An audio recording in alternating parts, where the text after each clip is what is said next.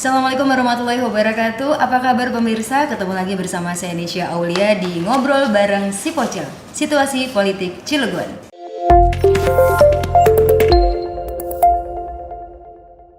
Nah, kali ini Ngobrol Bareng Si Pocil atau Situasi Politik Cilegon, saya bersama Kepala Badan Kesbangpol Kota Cilegon, yaitu Bapak Haji Bukhari SH. Betul. Selamat siang, Pak. Selamat siang, menjelang sore. Menjelang sore, apa kabar? Alhamdulillah sehat. Alhamdulillah sehat ya. Ini dengar-dengar katanya akan segera lulus ya, menamatkan tugas dan fungsinya sebagai Kepala Badan Kesbangpol. Gimana rasanya? Kayak lagu Krisdayanti Pak, menghitung hari ya? Bener, menghitung hari. Jadi sekarang ini pegawai harian. Gitu. Pegawai harian. Menghitung hari. Menghitung hari ya. Iya. Boleh tahu kapan masa bakti Bapak akan selesai? Saya alhamdulillah sudah sekian lama bertugas. Kemudian nanti tanggal 1 November saya resmi pensiun. 1 November. Jadi tugas itu sampai tanggal 31 Oktober ini, hari Senin terakhir saya bekerja. Hari Senin terakhir bekerja ya. Wah, berarti ini ya minggu-minggu terakhir ini ya di bulan-bulan Oktober ya Pak ya. Apa sih Pak yang kalau kita boleh tahu nih sebelum kita ngobrol nanti banyak tentang situasi politik Cilegon yang dikangenin dari Cilegon? Pertama adalah masyarakat Cilegon sangat dinamis. Sangat dinamis. Kedua, masyarakat Cilegon multi etnik. Kemudian tentunya dengan segala macam kelebihan dan kekurangannya, dengan segala macam permasalahannya. Kemudian Cilegon juga daerah industri, beda dengan mungkin seperti Kabupaten Serang, ya masih ada desanya. Kalau kita ini kan kota semua gitu. Cilegon ya nggak besar ya, nggak besar. Segala macam informasi itu cepat ke pemerintah, segala macam permasalahan, persoalan cepat ke pemerintah gitu. Oleh karenanya menarik bagi yang bertugas di Cilegon. Apalagi kalau saya bertugasnya sejak Cilegon berdiri ya tahun 99. Kita dulu waktu di Kabupaten Serang, saya tugas di Kabupaten Serang. Kemudian Kotik menjadi kota Madia, daerah tingkat 2 Cilegon ya. Kemudian pegawai-pegawai diminta siapa yang pindah ke Cilegon, saya termasuk yang ditunjuk pindah Cilegon. Jadi sekarang udah berapa tahun ya? Dari tahun 99. Dari tahun 99 ya, cukup lama lah ya intinya ya. Dan kayaknya udah bersahabat juga mungkin dengan masyarakat Kota Cilegon ya. Alhamdulillah segala macam lapisan karena saya sudah bertugas di beberapa OPD. Ya. Oke. Pasti seperti itu. Nah, ini juga bisa jadi kado spesial kenang-kenangan Bapak bertugas di Kesbangpol Cilegon. Kita ngobrol nih ya sore hari ini atau siang hari ini. Alhamdulillah. Pak, iya, tapi kita pengen tahu dulu nih Pak, sebenarnya tugas dan fungsinya Badan Kesbangpol apa sih sebenarnya? Tugas dan fungsi Kesbangpol ini secara umum saja ya, secara umum saja bahwa bertugas di bidang politik, terus bidang pengawasan dini, terus bidang ormas, juga bidang wawasan kebangsaan dan lain-lain. Dan stakeholdernya kalau Kesbangpol itu adalah pertama itu kawan-kawan kita dari kepolisian, dari TNI, Polri, kemudian juga ada BNN terkait dengan narkoba. Kemudian juga ada kawan-kawan kita di KPU dan Bawaslu kaitannya dengan persiapan penyelenggaraan pemilu. Pemilu ya. Oke. Sebentar lagi ya Pak ya. Sebentar lagi, kira-kira setahun lebih ya. Kurang dari 2 tahun lah ya. Kurang dari 2 tahun.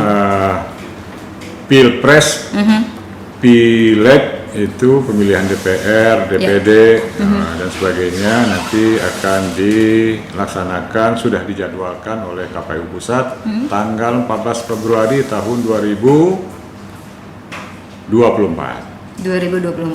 Kemudian nanti ada juga di bulan Novembernya tanggal, kalau nggak keliru saya tanggal 27 November itu akan ada pilkada, pemilihan gubernur, bupati, wali kota se-Indonesia secara serentak. Serentak ya. Harinya sama. Iya. Nah, serentaknya harinya sama gitu ya. Oke, 2024 ini pesta demokrasi besar-besaran ini mulai Ya, dari pilpres, ya. pileg, pilkada juga Pilkada, secara serentak ya. Oke, gitu, ya. ini akan menjadi tugas yang dibilang berat. Tapi Bapak sudah menikmati masa pensiun nih 2024 ya. Oke. Tapi ya kita ada generasi. Betul, Jadi betul, pemerintah dalam hal ini karena penyelenggaranya itu adalah KPU, Betul. nah, kemudian Bawaslu dan jajarannya gitu. Pemerintah tentunya khusus yang pemerintah Kota Cilegon Iya. ada beberapa tugas untuk membantu kelancaran tugas mereka seperti itu. Oke, baik. Nah, itu sedikit secara umum tugas dan fungsinya Badan Kesbangpol di Kota Cilegon ya. Dan memang kalau berbicara mengenai pesta rakyat ini yang akan digelar di tahun 2024 tadi Pak Bukhari sudah menginformasikan di bulan kedua, bahkan bisa dibilang ya bulan kedua, bulan Tanggal Februari. 14 Februari katanya hari apa itu?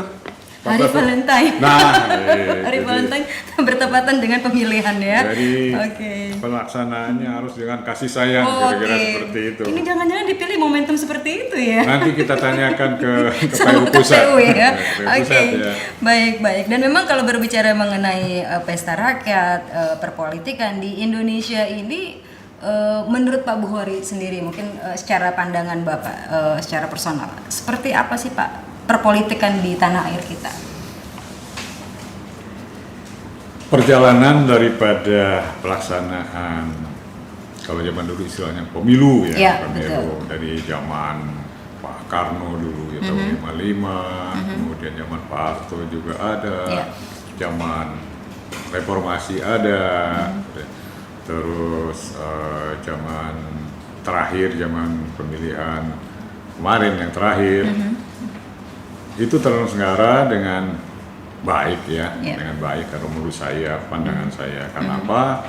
Karena walaupun ada riak-riak, tapi kita sebagai bangsa Indonesia, khususnya masyarakat Kota Cilegon, semakin lama semakin dewasa, semakin dewasa. Tentu dinamikanya beda-beda ya. Betul.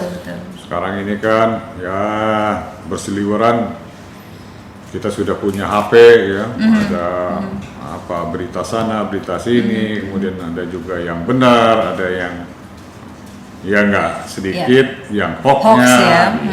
Itu yang kita harus berhati-hati, terutama kepada generasi muda, pemilih ya, jangan sampai konten-konten yang belum tentu benar itu sudah ditanggapi ya, sudah ditanggapi tanpa cek and recheck lagi kebenarannya. Itu sangat bahaya, apalagi ditambah dengan komentar-komentar ya, yang bisa ada tanggapan-tanggapan, saling tanggap menanggapi yang membuat suasana yang tidak nyaman lah ya. Gaduh lah ya Jadi gitu kita buatkan namanya pesta rakyat itu secara aman dan nyaman.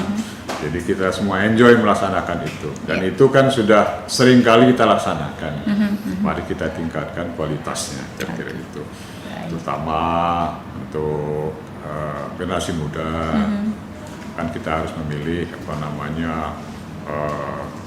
calon-calon wakil kita, pemimpin kita ke depan. Jadi kita berharap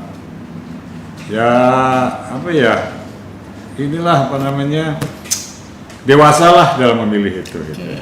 Baik.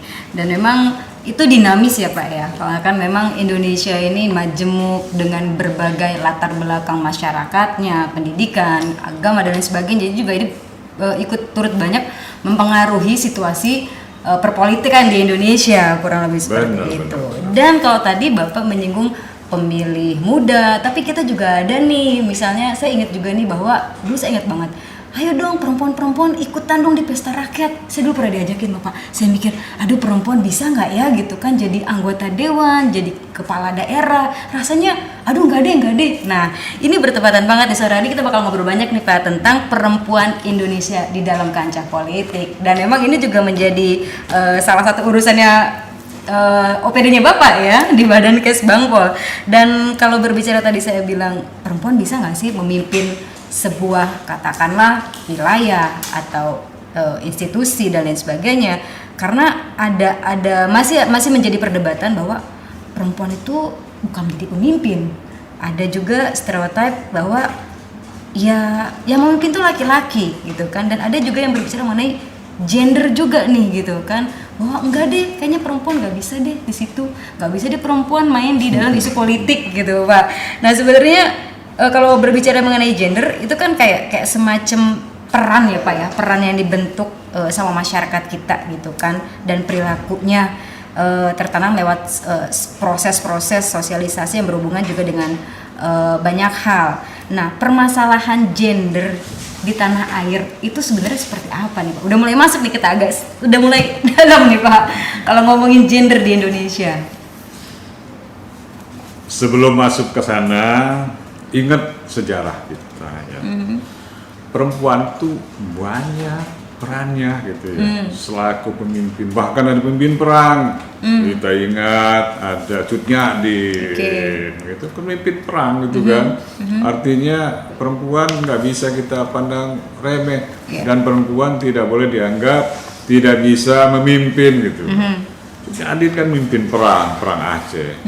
Kemudian ada Laksamana Malahayati kan gitu ya. Kemudian ada Kartini dengan sop perjuangannya ya gitu ya, banyak ya, sampai ke timur sana banyak perempuan yang sudah berjuang. Tentu mereka punya, perempuan Indonesia itu jangan dianggap enteng, mereka punya katakanlah kemampuan untuk memimpin gitu loh, memimpin. Dan permasalahannya adalah perempuannya mau nggak? Itu perempuannya mau nggak, karena ya ada apa ya, kadang-kadang urusan perempuan ini ada stereotip apa istilahnya itu ya, bahwa sumur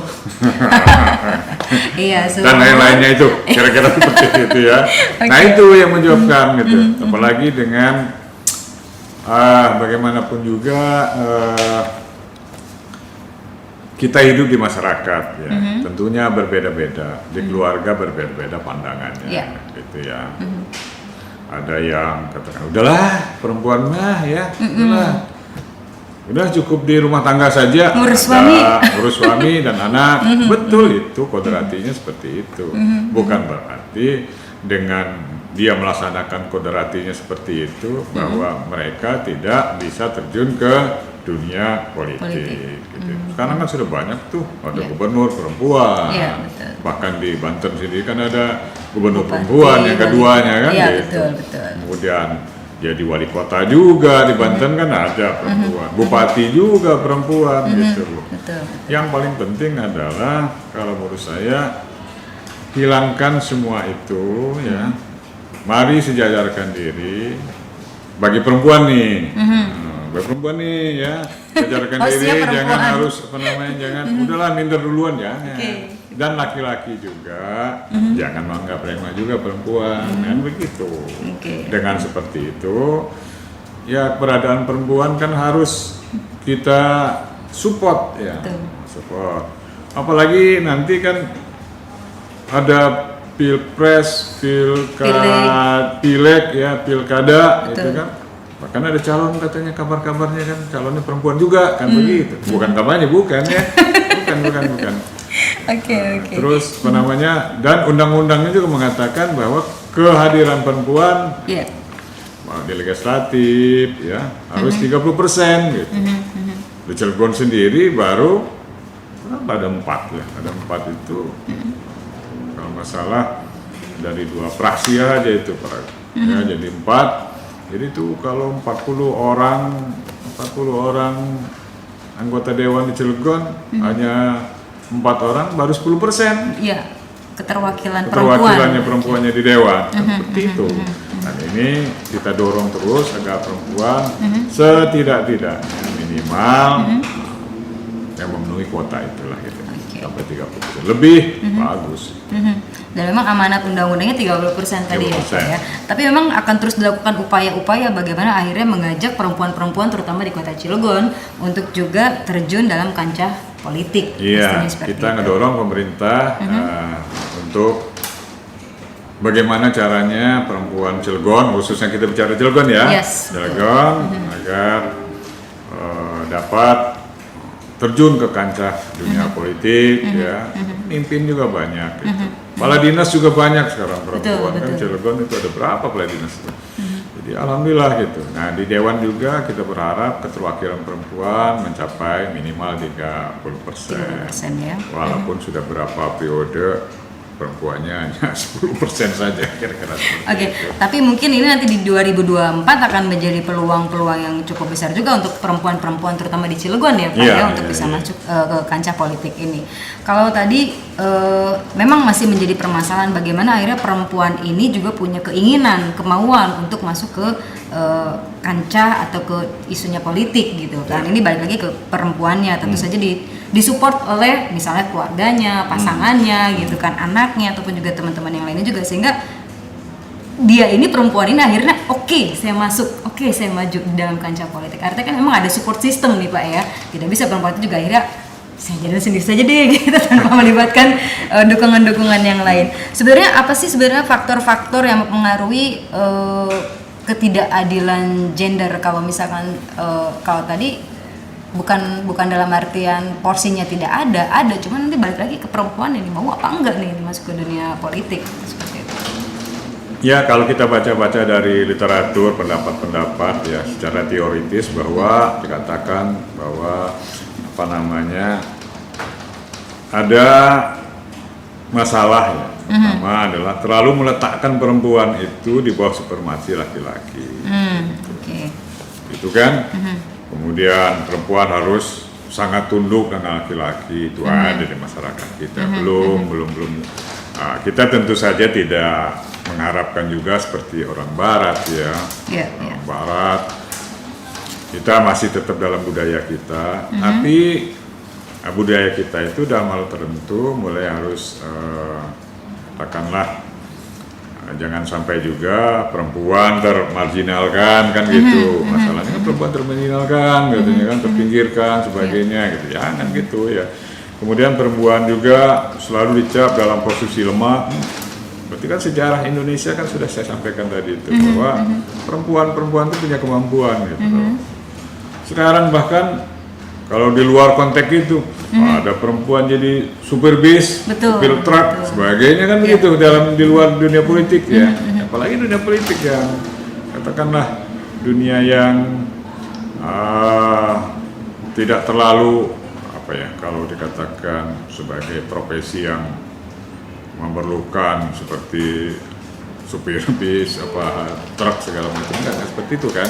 Artinya banyak perempuan-perempuan yang sudah berpendidikan tinggi, ya, kemudian juga punya kemampuan berorganisasi, terjunlah ke dunia politik. Jangan sampai dunia politik itu katakanlah terlampau didominasi oleh laki-laki seperti itu. Iya, karena siapa nanti akan menyuarakan hak-hak perempuan kalau keterwakilan juga tidak ada? Bisa laki-laki tapi kurang. Nah itu. Kalau perempuan sendiri menyuarakannya kan lebih gitu mantap ya? kan begitu.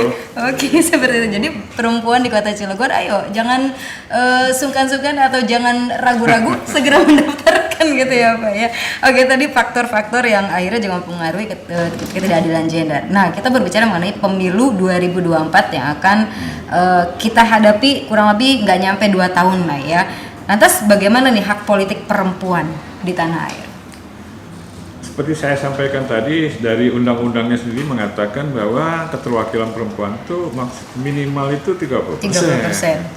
30% itu sampai sekarang belum juga tercapai. Belum tercapai. Saya lihat di beberapa daerah juga hampir nggak pernah tercapai gitu ya. Jadi kadang-kadang juga saya mengingatkan juga ya, terutama ibu-ibu nih perempuan-perempuan nih ya, termasuk adik juga gitu ya. Kalau terjun dunia politik itu bukan hanya sebagai persyaratan partai politik harus memenuhi kuota 30% ya, ya harus baik gitu ya. Nah, harus baik apa namanya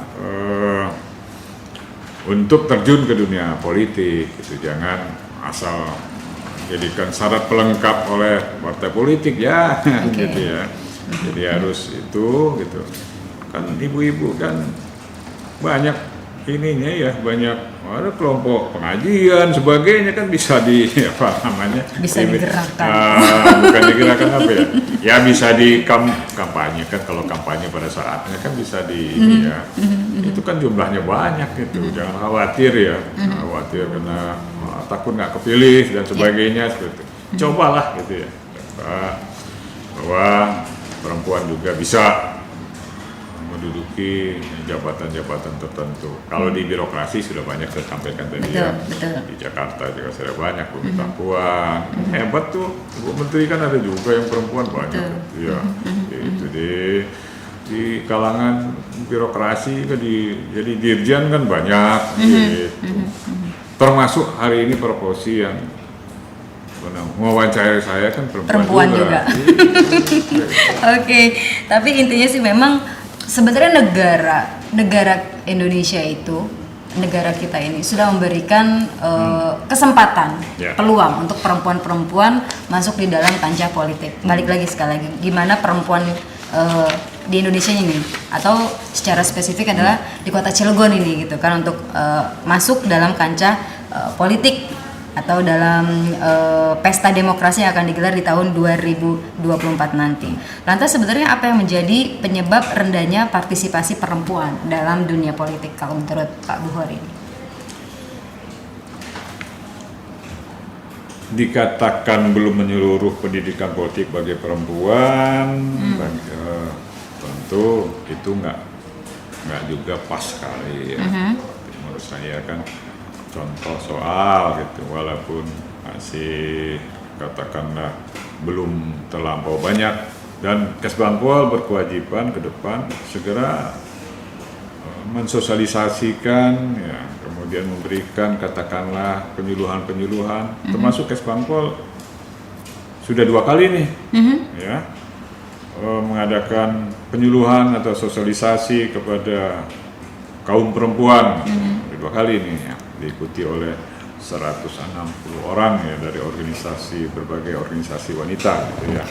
Yang mengisi juga dari Kementerian Negeri, kemudian Pak Wali Kota juga mengisi, kemudian Pak Sekda juga mengisi, terus praktisi perempuan juga mengisi, kemudian termasuk ada anggota Dewan Perempuan juga mengisi, kemudian Pak Wakil juga mengisi acara itu. Banyak ujangan-ujangan atau pandangan-pandangan disampaikan. Wah perempuan, ayo perempuan Cilegon, bangkit. Seperti itu.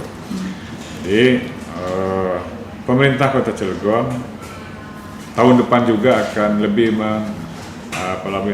banyak lagi akan memberikan penyuluhan atau sosialisasi, memberikan ilmu pengetahuan tentang keberadaan perempuan dalam politik.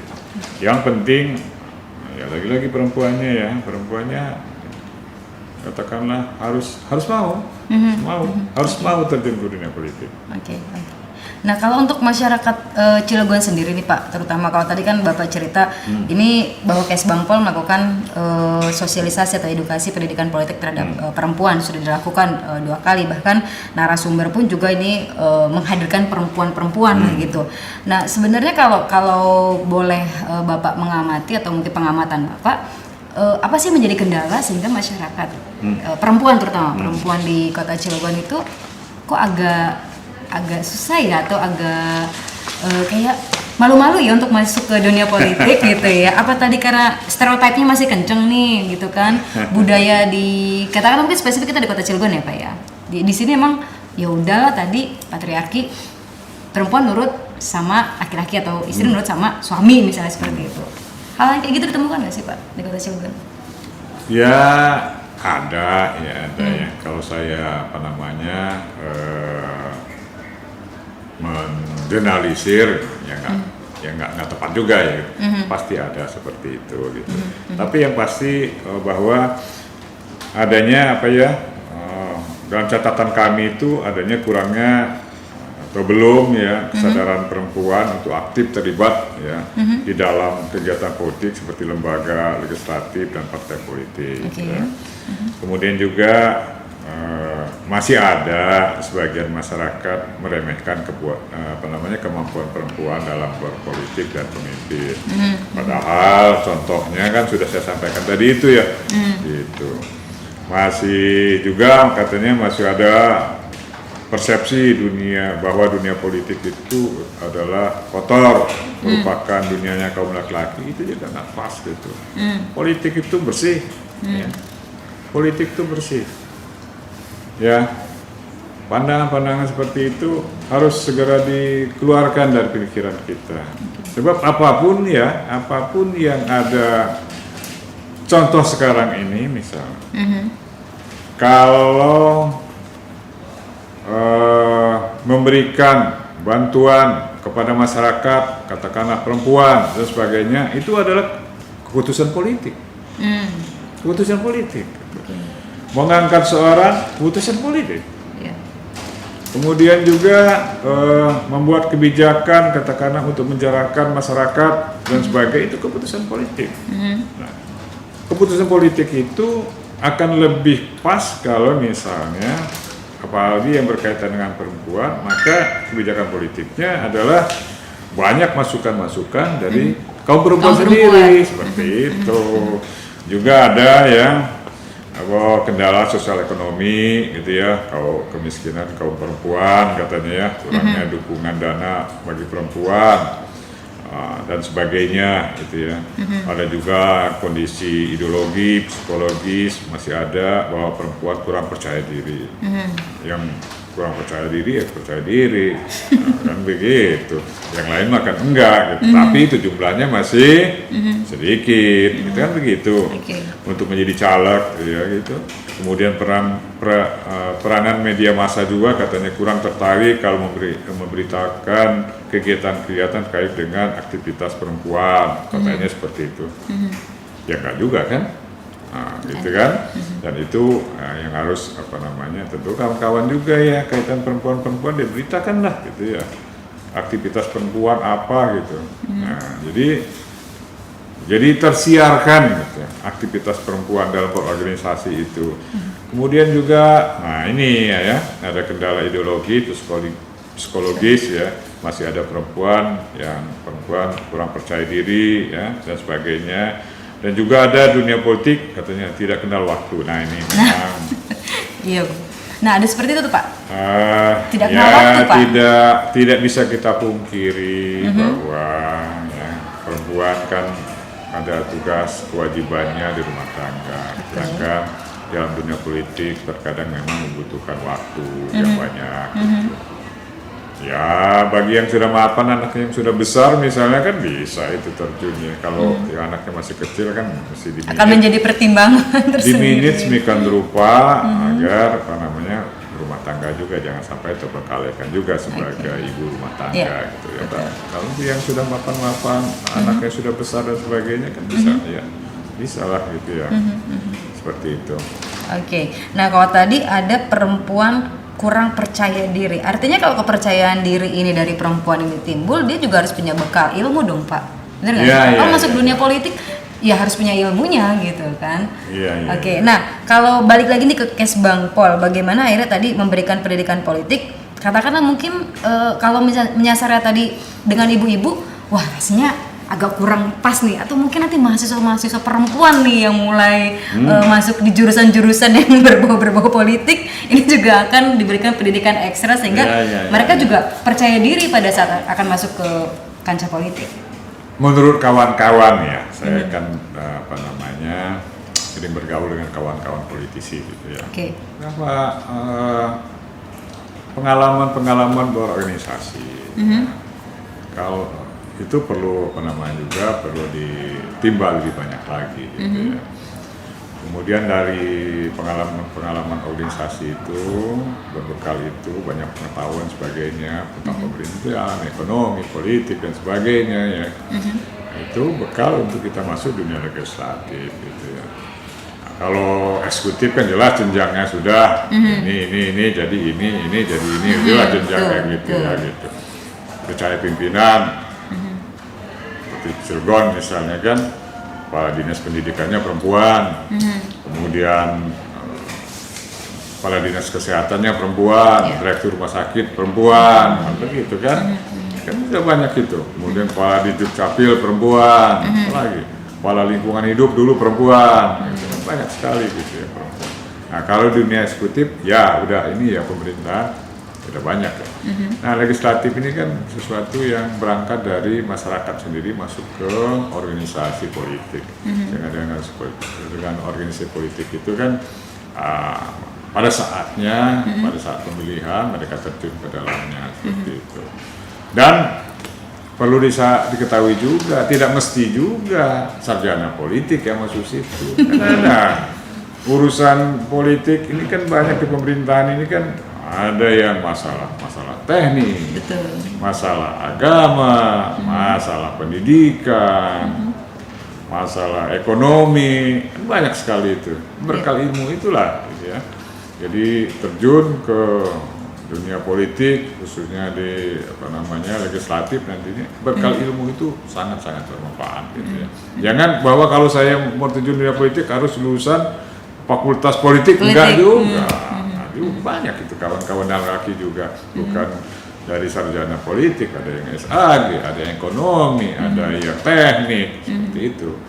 Saya kira seperti itu. Oke, baik. Ini juga menjadi salah satu upaya Badan Kesbang, Pol, kalau tadi berbicara mengenai bagaimana akhirnya mencerdaskan perempuan, khususnya di kota Cilegon. Cerdas dalam artian cerdas berpolitik. Maka akhirnya muncul ketertarikan untuk masuk ke kancah politik ini. Dan tadi mengubah paradigma bahwa politik itu kotor, itu kan nggak mudah ya Pak ya. Mengubah paradigma itu kan butuh proses waktu yang lama gitu. Nah, bagaimana Badan Kesbang Pol ini merespon hal tersebut?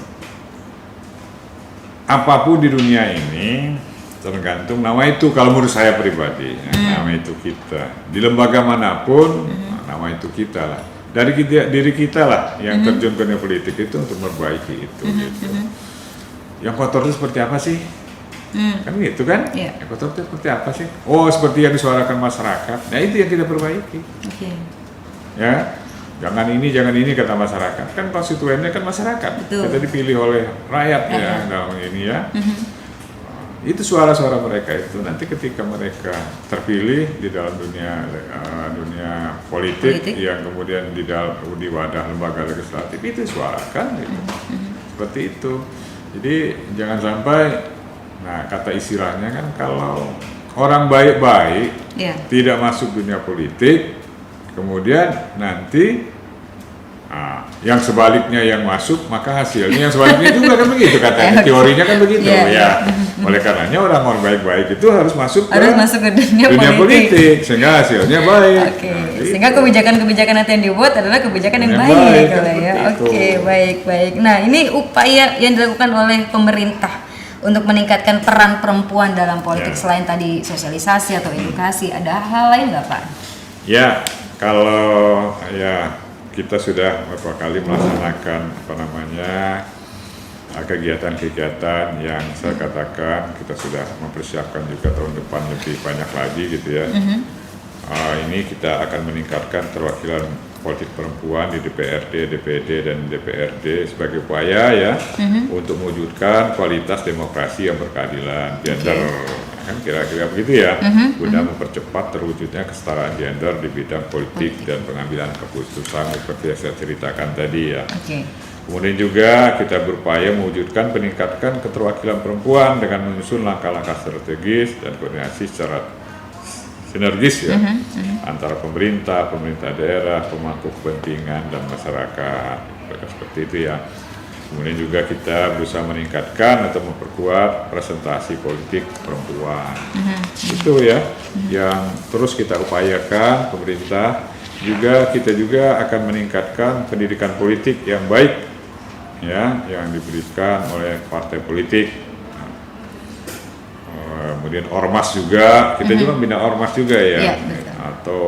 Ataupun pemerintah bagi perempuan agar terbentuk pengetahuan ya tentang seluk-beluk politik di kalangan kaum perempuan. Tentunya kita memanggil yang ahli-ahlinya, ya ahli-ahlinya kita undang, kita suruh jadi narasumber.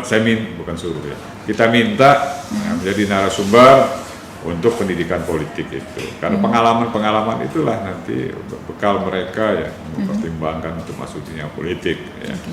Kemudian juga kita memberikan kesempatan yang lebih besar bagi keikutsertaan perempuan ya, dalam organisasi, ya, baik partai politik, ormas, atau memberikan pengalaman-pengalaman berorganisasi dalam ya berpolitik bagi perempuan, kira-kira seperti itu.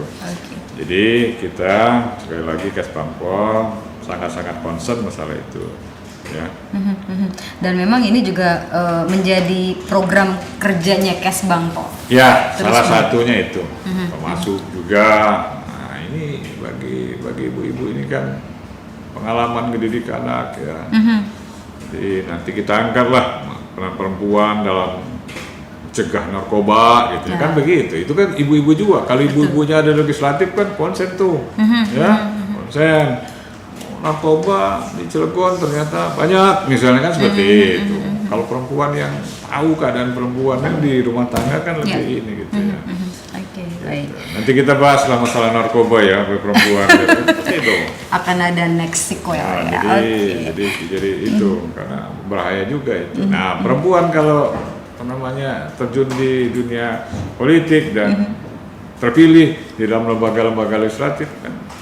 Bicaranya kan jadi enak gitu ya, dalam pengertian bahwa ya perempuan lebih mengerti lah masalah rumah tangga gitu. Itu masalah besar yang harus kita hadapi.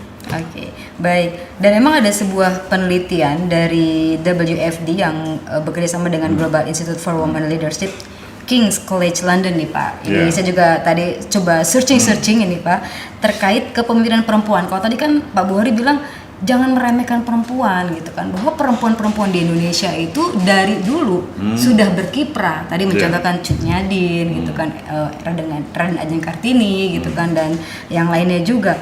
Dan ini ternyata partisipasi perempuan di lembaga legislatif ini, kalau perempuan memimpin, kualitas demokrasinya di suatu negara itu kabarnya akan meningkat Pak.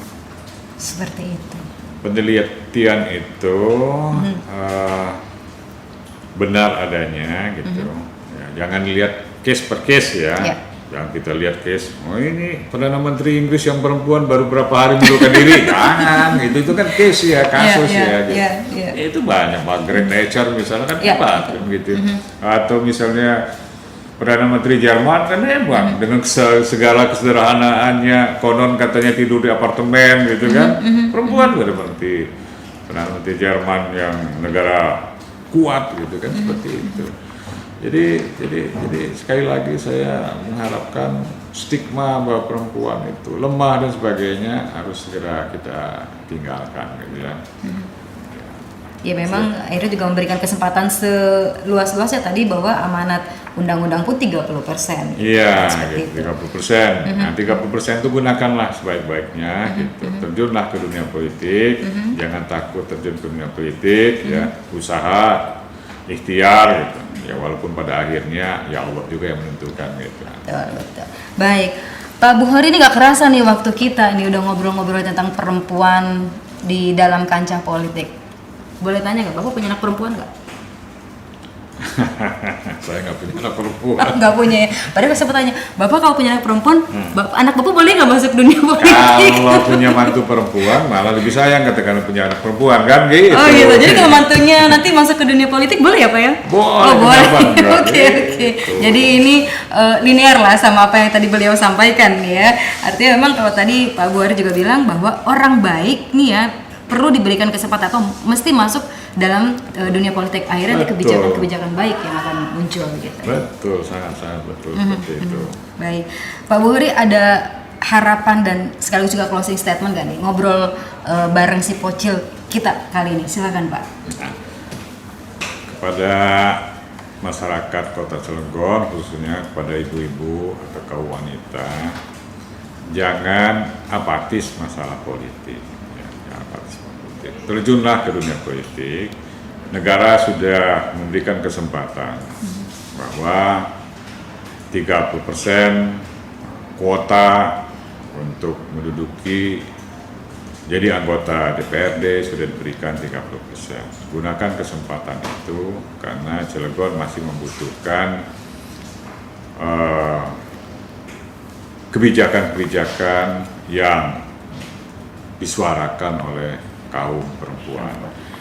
Dan Cilegon pada hari ini belum memenuhi kuota, baru hanya 10%, baru 4 orang. Mudah-mudahan ke depan menjadi berapa orang kalau 30% dia? 12 orang ya. Nah, seperti itu. Mudah-mudahan sampai 12 orang sehingga warna kebijakan-kebijakan pemikiran perempuan di Cilegon bisa mewarnai kota Cilegon ini. Baik Pak Bukhori, Haji Bukhori SH, Kepala Badan Kesbangpol Kota Cilegon. Terima kasih banyak sudah ngobrol bareng si Pocil kali ini. Gitu. Bahwa tadi juga disampaikan negara tuh sudah memberikan kesempatan kepada perempuan ya di Indonesia, khususnya di Cilegon, 30% kuotanya, dan tadi Pak Bukhori juga menyampaikan di Cilegon itu baru mencapai 10%. Jadi ayo perempuan Kota Cilegon ini 2024 saatnya Anda juga maju dalam kancah politik. Karena tadi ya ketika perempuan memimpin akan ada lahir kebijakan-kebijakan yang memang berasal dari kebutuhannya para perempuan terwakilkan. Walaupun tadi Pak Bukhori juga bilang tetap laki-laki juga, tapi akan lebih apa ya, mungkin dorongannya kalau misalkan perempuan sendiri gitu kan ya, yang mengusulkan, effortnya akan terasa gitu. Jadi sekali lagi tentu saja kita berharap keterwakilan perempuan dalam kancah politik di 2024 ini akan menjadi nyata, memenuhi kuotanya 30% dari amanat undang-undang di negara Republik Indonesia. Sekali lagi terima kasih banyak Pak Bukhori, sehat-sehat. Terima kasih atas kunjungannya. Sama-sama juga. Selamat menikmati masa pensiun ya Pak ya. Ya, saya juga pamit ya, karena tanggal 1 November saya pensiun. Saya bertugas berarti sampai tanggal 31 Oktober, hari Senin terakhir. Dan tentu dalam bertugas itu ada lebih dan kurangnya, mudah-mudahan banyak lebihnya gitu. Amin. Kurangnya saya minta maaf kan begitu ya. Ya. Baik, sekali lagi terima kasih banyak Pak Bukhori ya, dan sekaligus saya juga pamit. Terima kasih banyak untuk Anda pemirsa yang sudah menyimak ngobrol bareng si Pocil, situasi politik Cilegon, dan nantikan ngobrol bareng si Pocil dengan tema lainnya, dan pastikan juga Anda terus bergabung di ngobrol bareng si Pocil. Saya Nesi Yulia pamit. Terima kasih banyak. Assalamualaikum warahmatullahi wabarakatuh. Waalaikumsalam warahmatullahi wabarakatuh.